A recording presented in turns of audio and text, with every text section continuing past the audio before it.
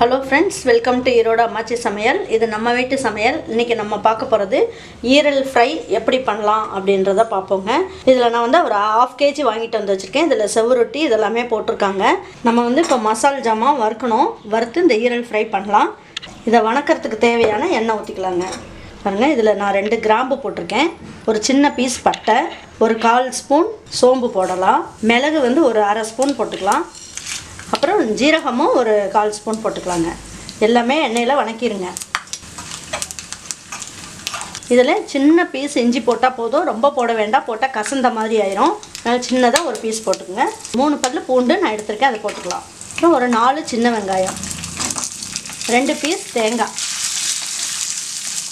இதில் கொஞ்சமாக கருவேப்பிலை போட்டுக்கலாம், கொஞ்சமாக கொத்தமல்லி இலை போட்டுக்கலாங்க.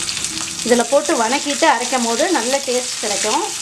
பாருங்கள், இதை நல்லா வணக்கிட்டோம். பாருங்கள், இதை நல்லா மிக்சியில் போட்டு நல்லா ஆறுனதுக்கப்புறம் அரைச்சிருங்க.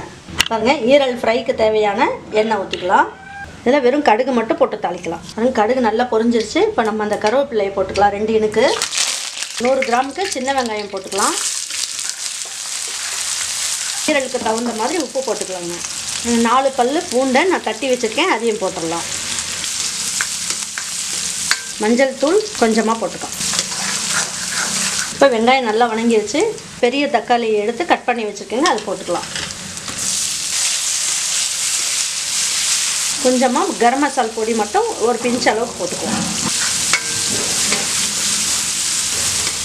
தக்காளியெலாம் நல்லா வணங்கிடுச்சு. இப்போ நம்ம எடுத்து வச்சுருக்க ஈரல் இருக்கு இல்லைங்களா, அதை நம்ம அதில் போட்டுடலாம். இதிலே என்ன பண்ணுவோங்க, நம்ம வீட்டு குழம்பு மிளகாய்த்தூள் இருக்குது இல்லைங்களா, அது 1 ஸ்பூன் அளவுக்கு இருக்குது, அது போட்டுக்குவோம். வெறும் மிளகாய்த்தூள் ஒரு 1/2 ஸ்பூன் போட்டுக்கலாங்க. வறுவல் அப்படின்னும் போது நல்லா சுருக்குன்னு இருக்கணும். நம்ம பெப்பர்லாம் போட்டு அரைச்சிருக்கோம், அதுலேயும் கொஞ்சம் காரம் இருக்கிறதுனால இந்த அளவுக்கு போடுங்க. இந்த பச்சை வாசம்லாம் நல்லா போயிடுச்சு. இப்போ நம்ம என்ன பண்ணுவோம், இந்த மிளகு இதெல்லாம் போட்டு அரைச்சிருக்கோம் இல்லைங்களா, இப்போ இதையும் போட்டு நல்லா வணக்கிடலாம். நல்லா வணக்கிட்டோம். இப்போ நம்ம என்ன பண்ணுவோங்க, கொஞ்சம் தண்ணி ஊற்றிக்கலாம். இப்போ என்ன பண்ணலாங்க, நம்ம கொத்தமல்லி இலை இருக்கு இல்லைங்களா, அது கொஞ்சம் தூவி விட்டுடலாம். இப்போ பாருங்கள், இதெல்லாம் ஒன்றா சேர்ந்து நல்லா வேகட்டும். ஒரு தட்டு வச்சு மூடி வச்சுருவோம். இது ஒரு 5 நிமிஷம் வெந்தால் போதுங்க. ஒரு 2 நிமிஷம் கழித்து நம்ம என்ன பண்ணுவோம், ஒரு வாட்டி கிளறிட்டு அதுக்கப்புறம் ஒரு 2 நிமிஷம் மூடி வச்சோம்னா ஈரல் ஃப்ரை ரெடி ஆயிரும். பாருங்கள், ஒரு கிளறி விட்டுறலாம். பாருங்கள், இப்போ நம்ம மூடி வச்சிட்டோம். இப்போ நல்லா ஃபாஸ்ட்டாக ஒரு 2 நிமிஷம் வேகட்டும். அதுக்கப்புறமா ஸ்லோ பண்ணி வச்சுக்கலாங்க. இப்போ நல்லா எண்ணெயெல்லாம் கசிஞ்சு நல்லா வந்துருச்சு. இப்போ இந்த பக்குவத்தில் இருந்ததுன்னா நம்ம இட்லி தோசை இதுக்கெல்லாம் வச்சு நம்ம தொட்டுட்டு சாப்பிட்றதுக்கு ரொம்ப நல்லா இருக்குங்க. இல்லை இன்னும் கொஞ்சம் ட்ரையாக வேணும்னா இன்னும் கொஞ்சம் நேரம் வணக்குனீங்கன்னா உங்களுக்கு கரெக்டாக இருக்கும். கொஞ்சமாக கொத்தமல்லி தலையை ஃபைனலாக தூவி விட்டுட்டு எடுத்துக்கலாம். இது நல்லா சாஃப்டாக இருக்குது பார்த்தீங்களா, நல்லா சாஃப்டாக நல்லா வெந்துருச்சு. இந்த மாதிரி செஞ்சிங்கன்னா உங்களுக்கு நல்லா சாஃப்டாக கிடைக்கும். சூப்பரான ஈரல் ஃப்ரை ரெடி ஆகிடுச்சு. நல்ல பெப்பர்லாம் போட்டு நம்ம செஞ்சுருக்கிறதுனால நல்ல மணமும் ருசியும் ரொம்ப அருமையாக இருக்குதுங்க. நீங்கள் இதே மாதிரி நீங்கள் வீட்டில் செஞ்சு பார்த்தீங்கன்னா உங்களுக்கும் நல்லாயிருக்கும்.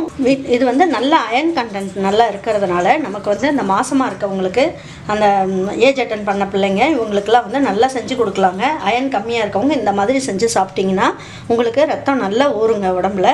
இதே மாதிரி செஞ்சு பார்த்துட்டு உங்களுக்கு பிடிச்சதுன்னா லைக் பண்ணுங்கள், ஷேர் பண்ணுங்கள், சப்ஸ்கிரைப் பண்ணுங்கள், மறந்துடாமல் கமெண்ட்ஸ் பண்ணுங்கள். தேங்க்யூ ஃபார் வாட்சிங் ஈரோட அம்மாச்சி சமையல். தேங்க்யூ.